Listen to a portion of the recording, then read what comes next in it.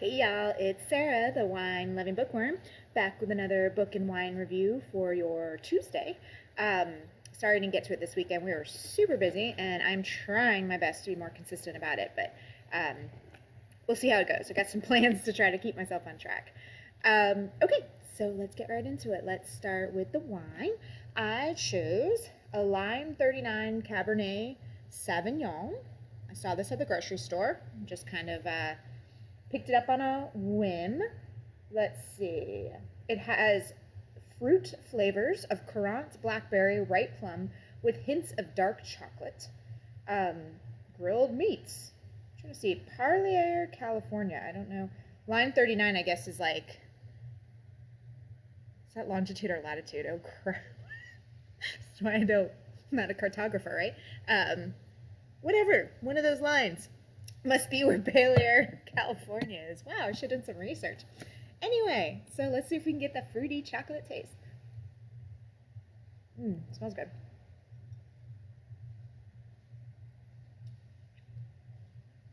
Ooh, that's good. I can definitely get the fruit. Let's see if I can get the chocolate. You can almost get the chocolate smelling it. I don't really taste it though. Let's try one more time.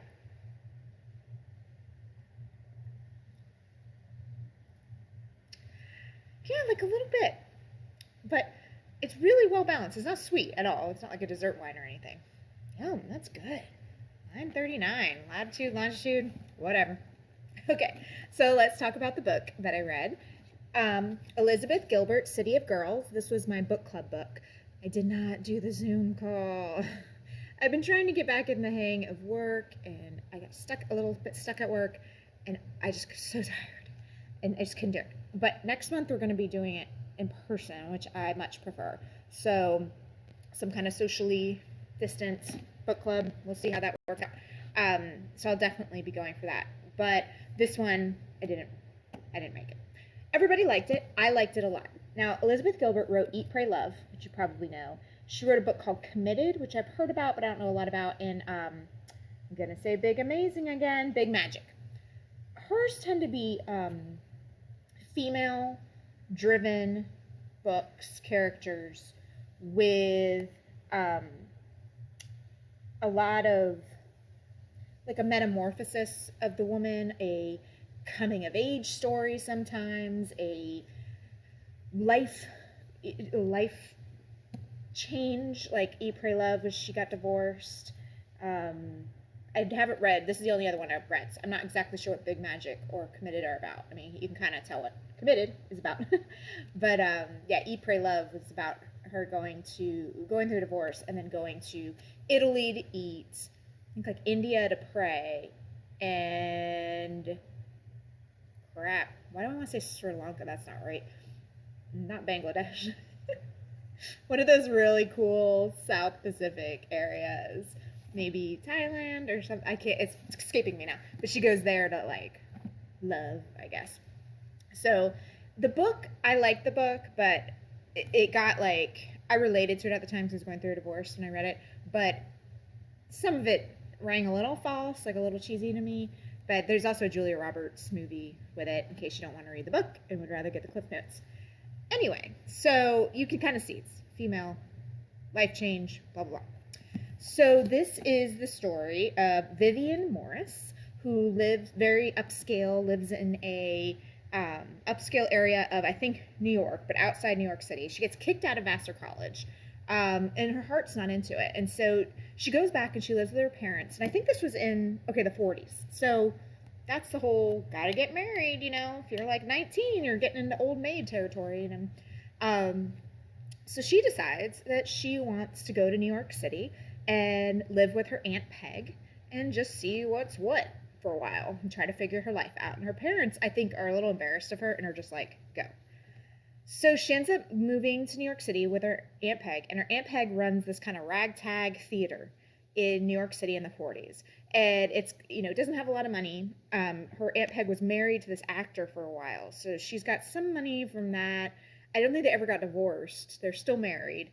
So she's kind of like this hippie before you're hippie, because the 40s are much before the 60s when hippie came around. but kind of beatnik kind of people, and they put on these plays for local people in the neighborhood.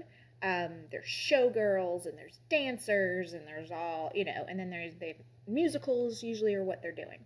So Vivian just gets swept up in this life, and she is actually a very talented seamstress. Her grandmother taught her how to sew, so she starts making clothes for all, like, costumes for the actors and the dancers and the showgirls.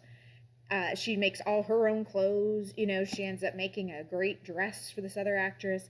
So she's a lot of talent in that regard. And she loves it, and she really gets swept up in life. The partying all night, the drinking, the men, all that kind of stuff.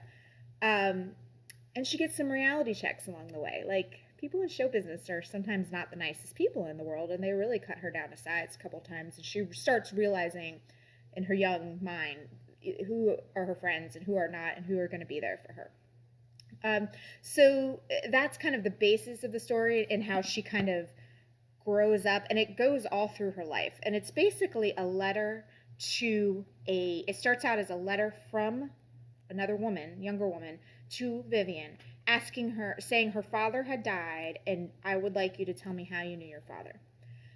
Interesting beginning of a book, but the part about the father is like the very, very end of the book, which I thought was a little weird. It's just like, here's my whole life story, and then here's a little bit about your father. Like, I feel like, okay, are you going to get to it yet? So Vivian was a little vain and self-absorbed throughout her life, and it's something she struggled with and tried to work through. But I think the fact that she felt the need to talk about all of this and just this much about the girl's father was on purpose to continue to show her a little bit of self-absorption that she never really got over. I don't know. Anyway, really good book. Easy to read, enjoyable, great characters. A little fluffy. I mean, there's nothing serious here. It's very much her writing style. So, really good. Pick it up. It's a little bit long. It's like 500 pages, I think, something around there. But yeah, City of Girls by Elizabeth Gilbert. Probably give it 3.5, 4 stars out of 5, maybe. Yeah, so that's my book. So this week, I am reading a book that I've heard so much about. I've watched the TED Talk. I've, whatever. So I was like, you know what? I'm going to pick up this book because I was listening to a podcast the other day, and then they brought it up. And so I'm like, I'm going to pick it up. So it's Brene Brown. Ooh, I almost forgot her surname. Daring Greatly. It's basically about living your life to the fullest, getting over what everybody else thinks about you, being vulnerable. That's a big theme in the book. And how that can apply to your work life, to your passions, to your children, to your spouse, to your friends, whatever. Standing up for yourself and doing, living by your morals and your virtues in every moment. Everybody, I think, struggles with perception and how you're perceived. I don't think you can get around that a lot of the time. So it's something that I struggled with mightily when I was younger, and I feel like I do a better job with it now, but, it's something you could always be better at. So I'm going to give it a shot. I really like it so far. I'm almost about halfway through, I'd say, and it's really good. I mean, some of these, like, self-help books or, knowing yourself books, just, they don't really have, like a outline, and you can't really follow them, and they meander everywhere. She's not like that at all. And she is a PhD. She's a psychologist, all that. Maybe not psychologist, but she has training in mental health. So I'm going to let you know what I think about it. So far, I love it. So next week, Brene Brown, Daring Greatly. All right. So Elizabeth Gilbert, City of Girls. Pick it up if you like to Eat, Pray, Love, and her other stuff. Even if you haven't read it, this is a really good book, and it was good. I really liked it. Very good, easy, quick read, enjoyable, fun book. And this, line 39, whether that be latitude or longitude, who cares? It's a good Cabernet Sauvignon. So I'm taking another sip of it. Gosh, that is so good. It's not like that super heavy cab, because I don't like super heavy cabs. It's very good. All right, guys. Well, that's it for me tonight. And I will see you. Hopefully, I'll be able to upload this on time next week on Sunday. You guys have a great week. I hope you're all keeping safe. Wash your hands. Stay 6 feet apart. Cheers.